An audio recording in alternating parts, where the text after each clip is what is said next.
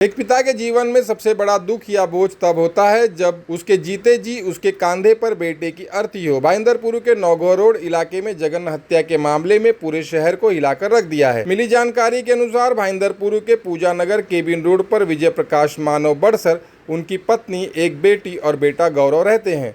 बीते 31 मई को उनका बेटा गौरव घर से निकला और फिर लौट कर कभी नहीं आया। मैं जिस ओहदे पे बैठा हूँ, हिंदू महासभा का राष्ट्रीय उपाध्यक्ष, यानी कि हिंदू समाज का एक श्रेष्ठ पद होता है और हिंदू महासभा के लगभग 2.5 करोड़ से ऊपर कार्यकर्ता है, सदस्य है, और उसका मुखिया के साथ में इतना बड़ा देश में हादसा हो गया, घटना हो गई, वो अपने बेटे को न्याय नहीं दिला सके तो ऐसे पद का मैं क्या करूं।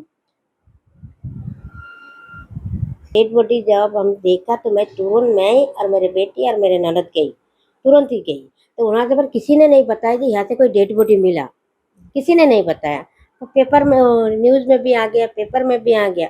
बाद में मैं पुलिस चौकी में गई, मैं पुलिस चौकी में जाकर पता करती, नहीं वो डेड बॉडी कल्याण की था। मरी कल्याण की कैसे डेड बॉडी तो यहाँ से उठा है। और वहाँ से उठने के बाद फिर मैं पुलिस चौकी जाई तो मेरे को काफ़ी देर बैठा के रखा।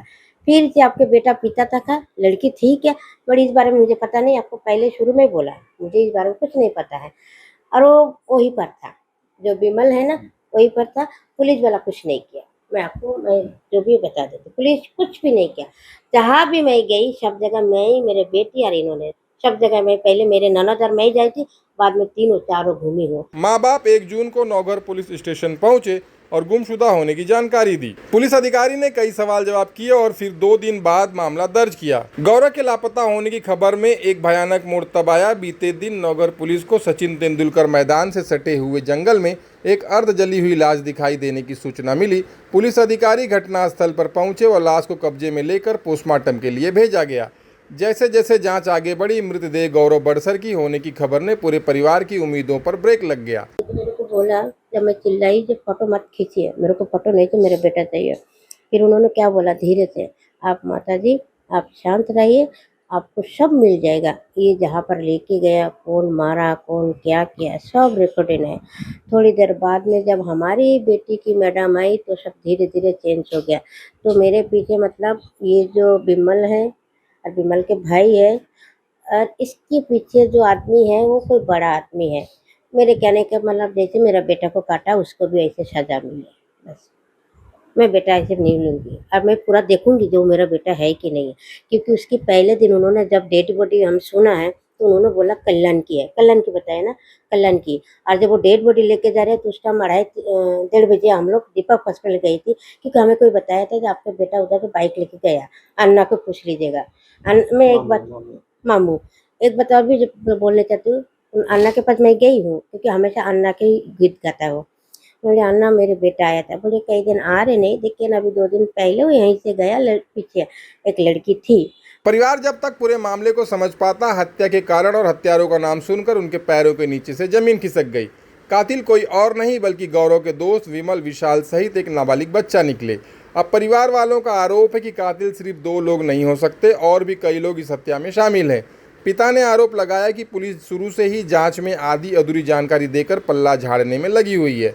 मां का कहना है, जब तक मेरे बेटे गौरव के सभी कातिल जेल की सलाखों के पीछे नहीं चले जाते तब तक मृतदेह का अंतिम संस्कार नहीं करेंगे। अरे विजय प्रकाश मानव, शिष्य जगद्गुरु शंकराचार्य स्वामी श्री अवमुक्तेश्वरानंद सरस्वती महाराज, राष्ट्रीय उपाध्यक्ष हिंदू महासभा। जिस दिन ये घटना हुई उस दिन मैं कानपुर शंकराचार्य जी के साथ में था। कैसे हुआ, क्या हुआ, मुझे उसकी जानकारी नहीं थी। 1 तारीख को इसके द्वारा मुझे संदेश मिला, उसकी माँ के द्वारा, कि वो कल शाम का गया हुआ है और अभी उसका फ़ोन नहीं लग रहा है, स्विच ऑफ आ रहा है। मैंने कहा कि उसके जो दोस्त है उनसे संपर्क करो, जांच पहचान जो है वहाँ पे पता करो। ये कई जगह घूमी भटकी, 12 बजे के आसपास ये इधर उधर पता करने लग गई थी। शाम को 6 बजे तक ये सब जगह दौड़ भाग किया है, नहीं हुआ कहीं। तो फिर मैंने इसको कहा कि तुम पुलिस चौकी जाओ और वहाँ FIR करवा दो। तो वहाँ जाने के बाद 2 घंटे के ऊपर इसको बिठा के रखा, फ़ोटो के लिए 3 बार इसको चक्कर कटवाए और उसके बाद भी वो लिखा नहीं, फ़ोटो रख लिया, बोले ठीक है तुम जाओ हम देख लेंगे। ये घर पहुंची होगी तब तक मैंने फ़ोन करके पूछा, मैंने कहा एफआईआर हो गई क्या? बोले कुछ नहीं हुआ, खाली फ़ोटो लेके रख लिया, 2 घंटे बिठाया, परेशान किया। तो मैंने इधर-उधर से नंबर लेकर के फ़ोन किया वहाँ पे, जो कोली थे वहाँ पे। मैंने कहा कि बिना नंबर के आप जाँच पड़ताल कैसे करेंगे? सिर्फ़ फ़ोटो से कैसे पता करा लेंगे? बोले नंबर लिया है। मैंने बोला हमें तो सूचना घर से मिली है कि नंबर नहीं लिया, सिर्फ़ फ़ोटो रखा है। बोले ठीक है, फ़ोटो और नंबर डिटेल सब क्या दोबारा वो देने के लिए भेज दो अभी उसको। मैंने कहा अभी रात का 9 बज रहा है और वो डिटेल वगैरह लिखने के लिए वो अकेली औरत या 2 औरत रात को वापस यहाँ पे आएगी। सिर्फ नंबर ही से उसकी लास्ट लोकेशन और उसकी कॉल डिटेल वगैरह जो पता करना है तो वो है, तो मैं नंबर दे। ये बात पूरी होने से पहले उन्होंने फ़ोन कट कर दिया। मैंने कहा ठीक है अभी हो गया, रात भर देखते हैं, तुम आराम करो, खाना पीना खा लो और सुबह जाओ। बेटी ड्यूटी पे थी तो उसको भी बोल दिया था, समाचार दिया तो वो भी बोले ठीक है मैं आ जाऊँगी। दूसरे दिन सुबह फिर गए हैं ये, तो कोई विशेष कार्रवाई नहीं हुई।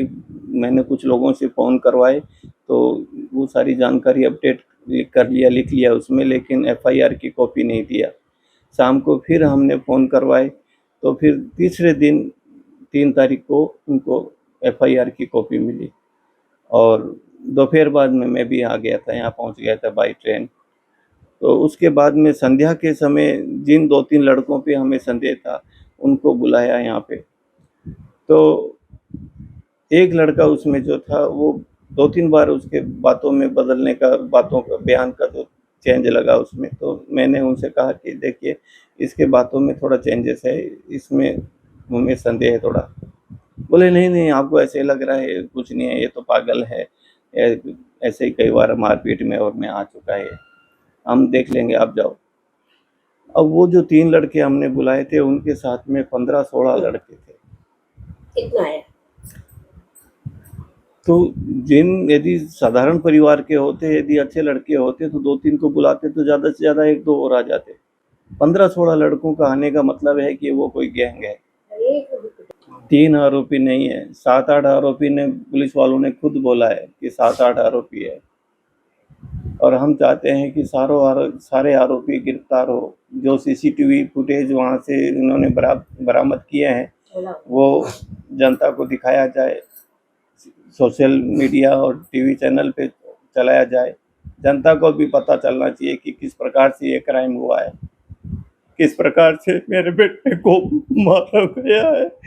कोई दुश्मनी नहीं थी, कोई ऐसी बात नहीं थी, उसका गला काटा गया, हथेली काटी गई है, यहाँ से काटा गया, पेट्रोल डाल के जलाया गया और वो लड़का जो पकड़ा गया है वो बोलता है कि सिर्फ चेन और लॉकेट की वजह से हमने मारा है उसको। क्या चेन और लॉकेट की वजह से ऐसे मारा जाता है किसी को? पुलिस विभाग पर परिवार द्वारा लगाए गए गंभीर आरोपी की जांच की पारदर्शिता पर कई सवाल खड़े कर रहे हैं। देखिए हर माँ बाप के लिए अपने बच्चे अच्छे ही होते हैं, चाहे किसी के लिए भी है, लेकिन वो जहाँ जहाँ जाता था, जहाँ जहाँ काम किया है वहाँ से पता कर सकते हैं। बाकी तो कोई न कोई कमी तो कहीं भी निकाल सकता है। हम करना चाहते हैं, लेकिन जिन लोगों ने, जिन आरोपियों ने मेरे बच्चे को मारा है वो आज़ाद गुम है, तो मेरे बच्चे को शांति और मुक्ति कैसे मिलेगी?